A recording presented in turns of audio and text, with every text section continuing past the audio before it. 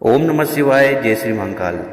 अगर आपके जीवन में धन की बहुत ज़्यादा कमी है, व्यापार अच्छे से नहीं चल रहा, नौकरी में मनचाही उन्नति नहीं मिल रही, पैसा आ ही नहीं रहा है और जीवन में समस्या है और समझ में नहीं आ रहा है कि आखिर चल क्या रहा है, तो ऐसी परिस्थिति में आपको ये उपाय कर लेना है। तो जो भी व्यक्ति इस उपाय को नियम से तरीके से कर लेता है और उसके जीवन में धन और सुख शांति की कमी कभी नहीं होती। तो पूज्य गुरु जी की कथा को सुनकर ही आपको ये उपाय बहुत अच्छे से समझाएंगे। उसके पहले इस वीडियो को लाइक कर दें और चैनल पर नए हो तो सब्सक्राइब जरूर करें। देखिए, ये उपाय बहुत खास होने वाला है। तो इस उपाय में जो सबसे पहले सामग्री हमें चाहिए वो है चावल। तो इस प्रकार से आपको चावल ले लेना है और जो चावल आप लो वो कहीं से भी खंडित नहीं होना चाहिए। तो इस प्रकार से आपको एक अक्षत ले लेना है। अक्षत मतलब जो खंडित ना हो, ठीक। तो इस उपाय में हमें 7 चावल के दाने की जरूरत है, तो आप 7 चावल के दाने ले लीजिएगा। और इसके बाद जो अगली सामग्री है वो है लोटा। तो आपको एक लोटा लेना है और लोटा आपको लेना है तांबे का।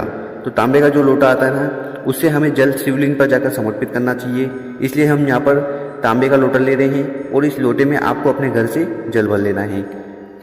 इसके बाद इन दोनों सामग्री को लेकर आपको पहुंच जाना है शिव मंदिर। शिव मंदिर पहुंच गए, अब यहाँ पर क्या करिएगा, सबसे पहले आपको नॉर्थ डायरेक्शन, उत्तर दिशा की तरफ मुंह कर कर खड़े हो जाना है। और जब भी आप पूजन पाठ करें तो आपकी जो पोजीशन होनी चाहिए वो यही होनी चाहिए। और ये जो उपाय है ये आप सुबह भी कर सकते हो और समय मिले तो शाम को भी कर सकते हो। तो समय की कोई भी पाबंदी नहीं है। और इसके साथ इस उपाय को अगर आप किसी खास दिन करते हो, किसी विशेष तिथि को करते हो, तो आपको बहुत ज़्यादा लाभ मिलेगा। तो यहाँ पर हमारे पास क्या क्या है, हमारे पास है 7 अक्षत मतलब कि चावल के दाने और 1 लोटा जल, ठीक है। तो सबसे पहले क्या करिएगा, जो 1 लोटा जल आप लेकर आए हैं उसको आपको उठाना है और उसके बाद उसको आपको धीरे धीरे कर कर शिवलिंग के ऊपर समर्पित कर देना है। और गुरु जी कहते हैं कि जब भी आप शिवलिंग के ऊपर जल समर्पित करें तो जल की धारा बहुत ज़्यादा धीरे होनी चाहिए, बहुत ज़्यादा स्लो होनी चाहिए। इसमें 2 फायदे हैं। एक तो जब आप यहाँ से जल चढ़ाओगे तो वो इधर उधर बहेगा नहीं, ठीक है। और बहेगा नहीं तो क्या होगा कि छींटे उड़ेंगे नहीं। और दूसरा, गुरु जी कहते हैं कि आपको जल चढ़ाते समय 11 बार श्री शिव नमस्तुभ्यम का स्मरण जरूर करना चाहिए। और जब आप एक बार जल चढ़ा दें, इसके बाद क्या करना है कि जो आप 7 चावल के दाने लाए हैं उनको आपको उठाना है और अपने दाहिने हाथ, जो सीधा वाला हाथ है ना, उसमें रख लेना है। और यहाँ पर आप देख सकते हो कि आपने सबसे पहले जो सीधा वाला हाथ है वो ऊपर रखा है और जो उल्टा वाला हाथ है, जो बायां हाथ है, उसको नीचे रखा। तो इस प्रकार से आपको चावल को रख लेना है। तो ये पोजीशन आपके हाथ की होनी चाहिए। पहला उल्टा हाथ आपको रखना है, फिर सीधा हाथ रखना है और उस सीधे हाथ में आपको चावल रख लेना है, ठीक है। और इसके बाद क्या करिएगा कि आपके मन में जो भी कामना है, जो भी इच्छा है या जो भी समस्या आपके जीवन में चल रही हो, वो धन से हो, व्यापार से हो या नौकरी से हो, तो वो कामना आपको भोलेनाथ जी से कर लेनी है और उनसे निवेदन करना है कि ये समस्या जल्दी से जल्दी खत्म हो। और जब आप कामना कर लें, उसके बाद क्या करिएगा कि जो सीधे हाथ में आपके चावल के दाने हैं उनको आपको उठाना है और शिवलिंग के ऊपर इस तरह से समर्पित कर देने हैं, ठीक है। समर्पित कर दिए तो इसके बाद आपको अपना नाम और गोत्र बोलना है। और इसके बाद फिर आपकी मन में जो भी कामना है, जो भी इच्छा है, वो भगवान भोलेनाथ को कह देनी है। इसके बाद क्या करना है कि जो 7 चावल के दाने आपने यहाँ पर शिवलिंग पर समर्पित किए हैं उनको आपको उठा लेना है। और उठाते समय आपको भगवान से आज्ञा मांगना है, उनसे परमिशन लेना है, उनसे रिक्वेस्ट करना है कि मैं ये 7 चावल के दाने प्रसाद के रूप में मैं अपने घर ले जा रही हूँ या ले जा रहा हूँ। तो ये आज्ञा, तो ये परमिशन लेकर आपको वो 7 चावल के दाने लेकर घर पर पहुँच जाना है। और घर पर पहुँचने के बाद क्या करिएगा कि आपके घर पर जो भी माता जी की मूर्ति हो, तस्वीर हो, उनके सामने आपको ये 7 चावल के दाने इस प्रकार से रख देने हैं, रख दीजिएगा। इसके बाद क्या करिएगा और फिर उनको थोड़ी देर वहाँ पर रखे रहने दीजिएगा। और उसके बाद आपको जो भी पूजा अर्चना करनी है वो कर लीजिएगा, आरती कर लीजिएगा, ठीक है। उसके बाद क्या करिएगा, इन 7 चावल के दानों को उठा लेना है। तो इन 7 चावल को उठाकर आपको कहाँ रखना है, आपके घर में जो हल्दी का डिब्बा होता है, जो हम सब्जी बनाते हैं, वो सब्जी बनाते समय हल्दी का उपयोग करते हैं, तो उसके लिए एक डिब्बा होता है। तो उस डिब्बे के अंदर इन 7 चावल के दानों को आपको पटक देना है, रख देना है। और ध्यान रखिएगा वो जो चावल है वो गहराई में रखिएगा, आखिरी में, क्योंकि हो सकता है कि हल्दी लेते समय वो चावल के दाने सब्जी में गिर जाएं। तो उन चावल के दानों को आपको ये जो डिब्बा है इसके एकदम नीचे की साइड रख देना है और ऊपर तो हल्दी रहेगी। तो इस प्रकार से आपको वो चावल के दाने रख देना है। ये उपाय करने के बाद आप देखिएगा कि आपके घर में कभी भी धन से जुड़ी समस्या नहीं होगी। तो कर देखिएगा, बहुत ही आसान सा उपाय है। अब जान लेते हैं गुरु जी द्वारा बताया गया दूसरा उपाय। देखिए, ये उपाय क्यों करना है? अगर आपको ऐसा लगता है कि आपके घर में कुछ भी अच्छा नहीं चल रहा है, सब कुछ गलत हो रहा है, घर में क्लेश बहुत ज़्यादा हो रहा है, किसी की नौकरी नहीं लग रही है, वो समझ में नहीं आ रहा है कि जीवन में आखिर हो क्या रहा है, तो ऐसी कौन सी भी परिस्थिति हो तो उसके लिए आपको ये उपाय जरूर करना चाहिए। इसके बाद आपके जीवन में जितनी भी समस्या है वो खत्म होने लगेगी। तो इस उपाय में जो सबसे पहले सामग्री लेनी है वो है मूंग।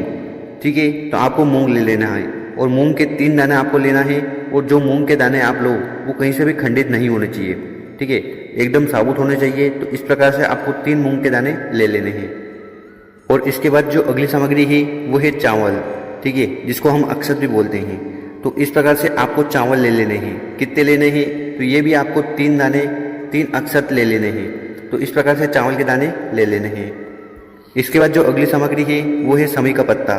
तो आपको समी का पत्ता ले लेना है। और यहाँ पर बहुत सारे लोग कंफ्यूज रहते हैं। जब भी उनको बोला जाता है कि समी का पत्ता, तो उनको लगता है कि ये एक समी का पत्ता है। बट तो गुरुजी का कहना है कि जब भी हम समी के पत्ते की बात करें तो ये पूरा एक समी का पत्ता है। तो जब भी समी पत्ते लेने की बात की जाए तो आपको ये पूरा समी का पत्ता लेना है। तो इस उपाय में हमें 3 समी के पत्ते ले लेने हैं। और इसके साथ जो अगली सामग्री है वो है लोटा। ठीक है, आपको लोटा ले लेना है और लोटा तांबे का होना चाहिए। इसके साथ इसमें आपको अपने घर से जल भर लेना है। फिर इन सभी सामग्री को लेकर आपको पहुंच जाना है मंदिर। और ये जो उपाय है ये आप प्रदोष काल में करना, मतलब कि शाम के समय करना। जब सूर्य अस्त हो उसके 45 मिनट पहले से लेकर जब सूर्य अस्त हो जाए उसके 45 मिनट बाद तक के समय को प्रदोष काल कहते हैं। तो इस काल में, इस समय में आप मंदिर चले जाना इस उपाय को करने के लिए।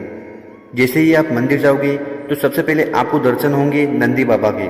ठीक है, तो नंदी बाबा के दर्शन होंगे तो आपको क्या करना है कि जो आप अपने साथ 3 मूंग के दाने लाए हैं, ठीक है, तो इन 3 मूंग के दानों को उठाना है और इनको आपको समर्पित कर देना है। नंदी बाबा का जो उठा हुआ पांव होता है ना, इस जगह पर उन 3 मूंग के दानों को समर्पित कर देना है। और इसके साथ आपके मन में जो कामना है वो भी वहां पर आपको बता देनी है। तो यहाँ पर नंदी बाबा पर 3 मूंग समर्पित कर दिए। इसके बाद यहाँ पर आगे चलोगे तो यहाँ पर आपको मिलेगी चौखट। ठीक है, तो इस चौखट पर आपको जो 3 चावल के दाने लाए हैं वो समर्पित कर देने हैं, श्री शिवाय नमस्तुभ्यम का स्मरण करते हुए। और यहाँ पर भी आपको अपनी कामना कह देनी है। और इसके बाद क्या करिएगा, आपको पहुंच जाना है शिवलिंग के पास। ठीक है, शिवलिंग के पास पहुंच गए। अब यहाँ पर हमारे पास क्या क्या सामग्री है, हमारे पास है 1 लोटा जल और 3 समी पत्र। ठीक है, तो सबसे पहले आपके पास जो 1 लोटा जल है उसको आपको उठाना है और उसको थोड़ा जल शिवलिंग के ऊपर समर्पित कर देना है। आधा लोटा जल समर्पित कर दीजिएगा। और ये जब आप समर्पित करो तो इस समय आपका जो चेहरा होगा वो नॉर्थ डायरेक्शन, उत्तर दिशा की तरफ होना चाहिए। इसके बाद हमारे पास जो 3 समी के पत्ते हैं उनको आपको उठाना है और उनको आपको शिवलिंग के ऊपर इस प्रकार से समर्पित कर देना है। समर्पित कर दिए, इसके बाद आपको अवधूतेश्वर महादेव का स्मरण कर कर आपकी जो भी कामना है, जो भी इच्छा है वो वहाँ पर आपको बता देना है। नाम याद रखना, अवधूतेश्वर महादेव। ठीक, और गुरुजी कहते हैं कि अगर ये उपाय आप 7 दिन लगातार कर लेते हैं, ठीक है, तो उसके बाद आपके घर में जो भी दुख है, तकलीफ है, कष्ट है या बीमारी है वो सारी खत्म हो जाती है। तो इस उपाय को आपको लगातार 7 दिन तक करना है। इसके बाद आपके जीवन में खुशहाली आएगी। वो जो भी धन दौलत व्यापार में समस्या है सब धीरे धीरे खत्म होने लगेगी।